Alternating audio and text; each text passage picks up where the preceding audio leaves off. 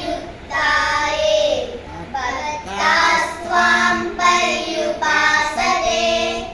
ये चाप्यक्षरमव्यक्तं तेषां के योगवित्तमाः मय्यावेश्य मनो ये मां नित्ययुक्ता उपासते श्रद्धया परयोपेतास् ते मे युक्ततमा मताः ये त्वक्षरमविद्वेष्यम् अव्यक्तं पर्युपासते सर्वत्र गमचिन्त्यं च कूटस्थमचलं ध्रुवम्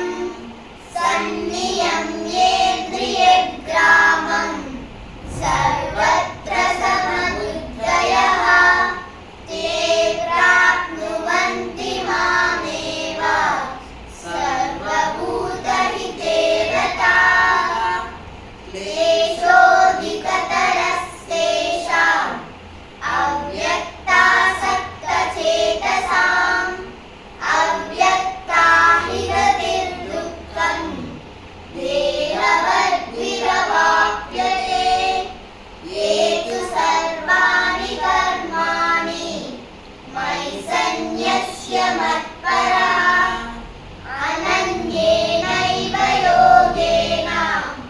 मां ध्यायन्त उपासते तेषामहं समुद्धर्ता मृत्युसंसारसागरात् भवामि न चिरात् पार्था मय्यावेशितचेतसां मय्येव मन आधत्स्व मयि बुद्धिं निवेशय निवसिष्यसि मय्येव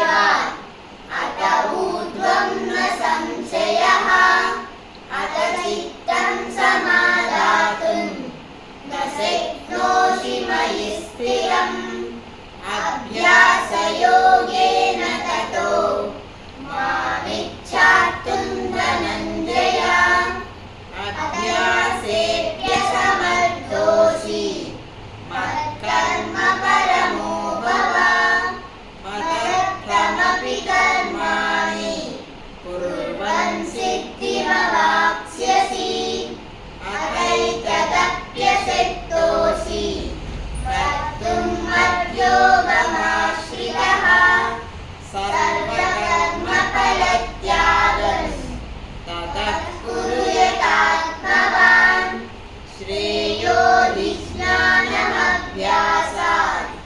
ज्ञानात् ध्यानो विशिष्यते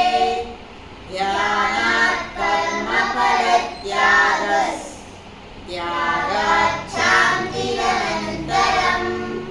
अद्वेष्टा सर्वभूतानां मैत्रः करुण एव च निर्ममो निरहङ्कारः समदुःखसुखक्षमी सन्तुष्टः सततं योगी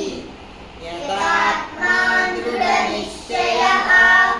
मय्यर्पितमनो बुद्धिर्यो मद्भक्तः स मे प्रियः यस्मान्नो द्विजते लोको लोकान्नो द्विजते च यः हर्षामर्षभयोद्वेगै मुक्तो यः स च मे प्रियः अनपेक्षः शुचिर्दक्षः उदासीनो गतव्यतः सर्व